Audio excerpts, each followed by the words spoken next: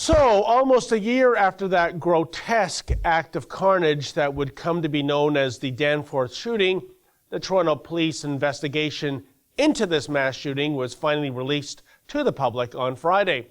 Now, the actual investigation had wrapped many moons ago, yet it isn't all that surprising why the police weren't champing at the bit to release this document in the first place. That's because this previously embargoed investigation is truly incredible, not for what it says, but rather for what it doesn't say. Indeed, if you had to give this investigation a working title, it would surely be Operation Nothing Burger. To recap, last July, Faisal Hussein walked along Toronto's delightful Danforth Avenue on a sublime Sunday evening as citizens, both young and old, were eating ice cream and sipping lattes. Hussein started selectively shooting people. He killed 2 and injured 13 before turning the gun on himself. By the way, when I say selectively shooting people, that's because not everyone Hussein encountered that evening was deemed to be a suitable and therefore shootable target. I'll expand on that a little later on. In any event, when the dust settled, we yet again bore witness to the bitter harvest of another mass shooting.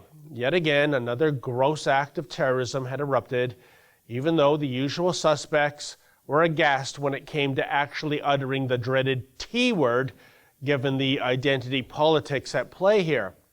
As is par for the course, the de rigueur makeshift memorials popped up all around, followed by the usual speeches of how the dearly departed world would be in our thoughts and in our prayers. And of course, there were more teddy bears than one finds at a typical carny game. We've seen it all before. We'll surely see more of it in the future. Welcome to the new abnormal. And yet, from the get-go, so many things about this particular mass shooting, they just didn't add up.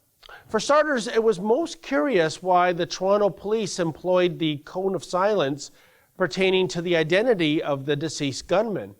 More than 24 hours would elapse before the name Faisal Hussein would finally be made public. This was truly inexplicable. The cops knew who the dead gunman was, and his next of kin had been notified, so why the delay? Well, incredibly, someone took the time to pen a press release on the behalf of the gunman's mother and father. I'm not kidding. This media release, written in perfect English, would adroitly explain their son's struggle with mental illness.